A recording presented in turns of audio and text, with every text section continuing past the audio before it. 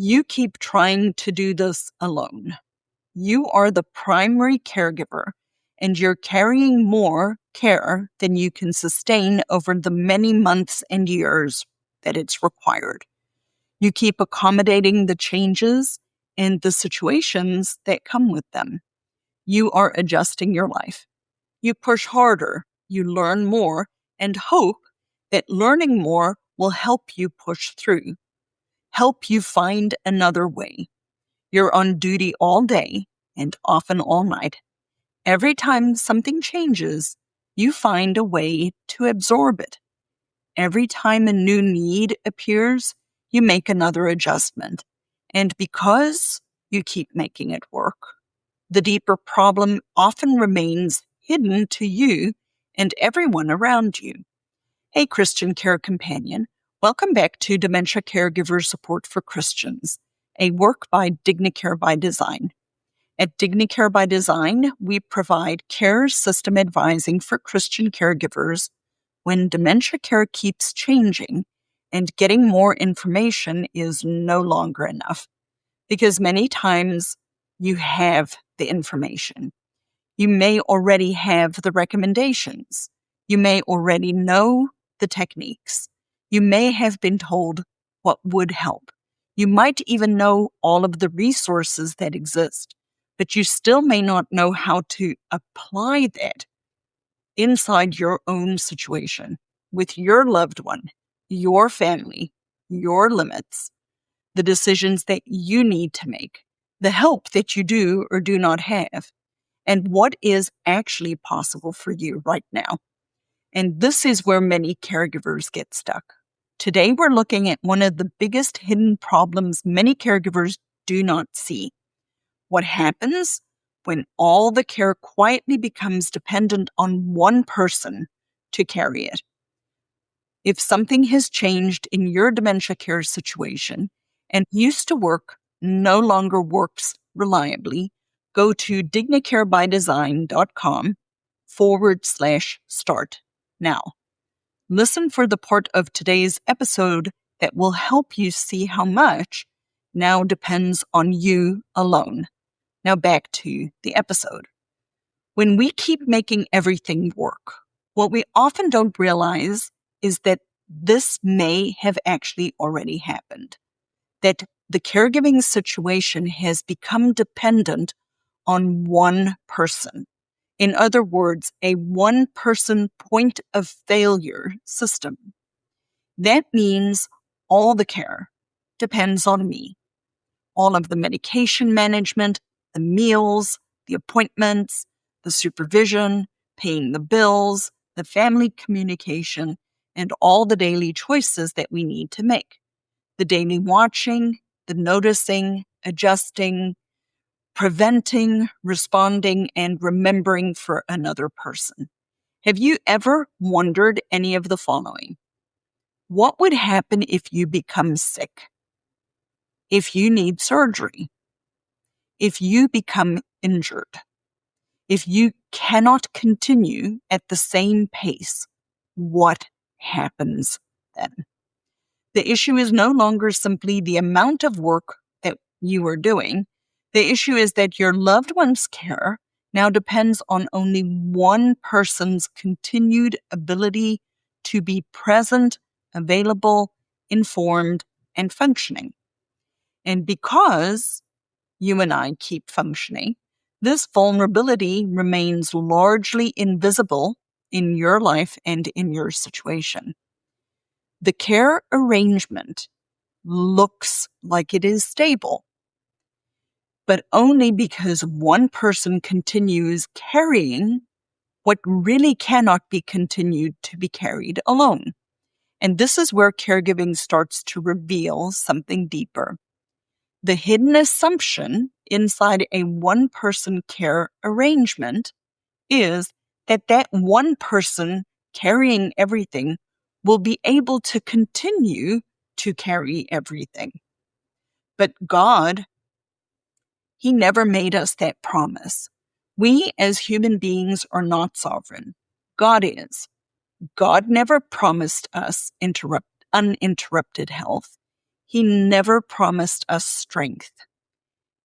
He never promised us uninterrupted capacity. Caregiving often exposes a reality that has always been true from the beginning of time.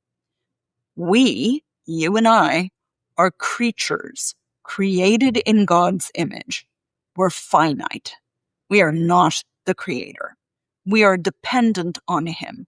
We are limited, and we live under his providence in his world.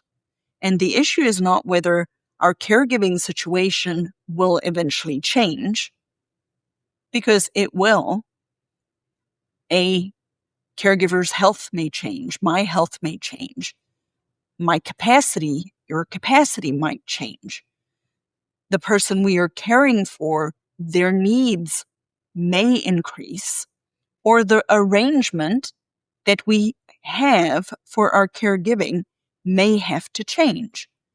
Or, unfortunately, sometimes the caregiving relationship itself may come to an end because of death. Change is inevitable. The question really is not whether things are going to change. The question is whether we will recognize and prepare for the many foreseeable realities before they happen. There's so many things that we can foresee. Faithful stewardship, therefore, requires that we acknowledge these vulnerabilities before they are exposed by God's providential circumstances in our life. And not because we are not faithful, not because we are fearful, but because we need to respond truthfully to the realities that God has placed before you and me. Faithful stewardship begins with recognizing the vulnerability in your own caregiving situation. Which parts of your loved one's care would actually stop if you were suddenly in the hospital? What needs would go unmet if you were suddenly unable to carry them? What parts of the day depend entirely on you being there? What conversations about future care have we delayed because we keep managing everything today? What legal, financial, or practical plans do we not have in place because there's never enough time? What information exists only in your head because no one else has needed to learn it? What tasks have stayed invisible because you keep doing them? What future realities have been avoided because our continued effort have made them seem less urgent to everyone involved? These are not only practical questions. These are stewardship questions, because stewardship requires you and me to recognize reality as it is, rather than assuming that the present arrangement will continue indefinitely. Once these realities are recognized, our Christian stewardship requires that we consider the means that God has provided for us in our life, our family, our church, our friends, our community, outside guidance and counsel, the ability to plan the future.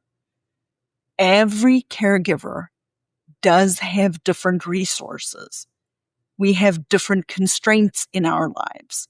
We have different options available to us.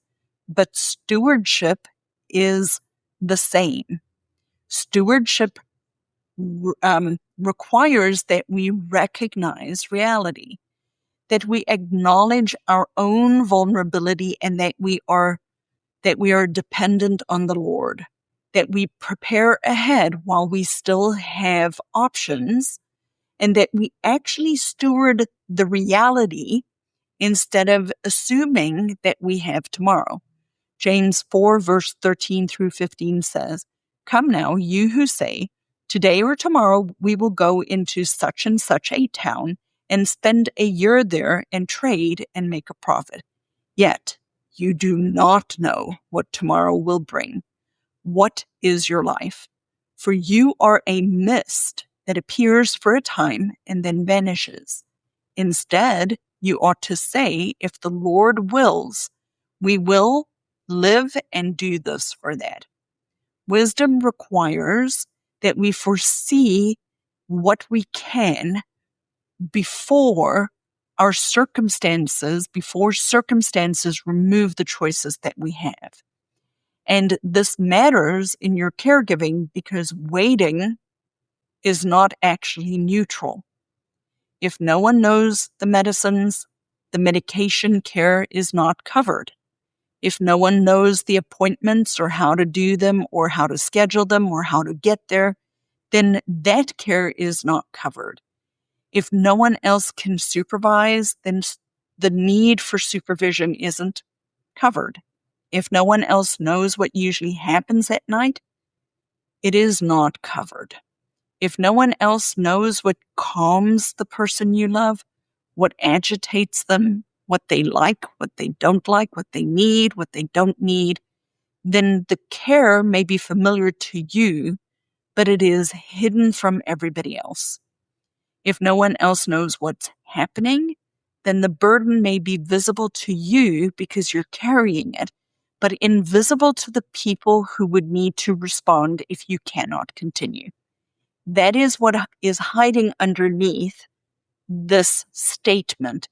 I keep trying to do this alone. The question is no longer, how do I keep going? The question is, what parts of this care must now be known, written down, shared, covered, funded, practiced, or prepared for so that the care does not fail if or when I do? And I'm not trying to make you be fearful or have you fret, because the reality is these things happen. It's not because you don't love the person. It's not because you're failing. It's because we have to steward the real caregiving situation that the Lord has placed on you with the limits that He has placed in your life. A Christian caregiver, we can love deeply and prepare ahead, and it cannot depend on me alone. So the question I want you to carry with you today is, if you could not carry your current caregiving responsibilities tomorrow, what will fail first? What will actually fail? That's not meant to make you feel bad or shame you. It is meant to help us see that the part of care, it is designed to help you see the part of your caregiving arrangement that is the most vulnerable. Because the problem might feel to you like the following: I'm exhausted. I need help. I cannot keep doing this alone. I do not know how to keep going. But underneath that may be a more specific issue, that the medicine isn't covered if you're not there, that supervision is not covered if you're not there, that nighttime care isn't covered if you're not there, that the bills are not paid if you're not there, that appointments won't happen if you're not there, that family communication is not covered if you aren't there, that the daily routine of all of the things that you are juggling is not known by anyone else but you. The decisions are unclear, and this is where faithful stewardship begins. We don't pretend that the current arrangement can continue to hold indefinitely, but we start to tell the truth about what the caregiving arrangement now requires. What is going to fail first? What do other people need to know? What do I need to share? What needs to be covered if I'm not there? Or what do I need to prepare before something forces the issue? And if this is where you are today, I want you to go to dignicarebydesign.com/start and look on the website, there is a caregiver assessment there. Go ahead and take it, and it'll help you see where you need to start. Remember, you do not have to have everything figured out today, but you do need to begin by naming what has changed and what likely is going to fail first in your situation if everything is reliant on you. That is the very, very next step that you need to do to recognize what your caregiving situation requires from you now. And as I try to end all of my episodes, may the Lord bless you and keep you, and I will see you again in our next episode.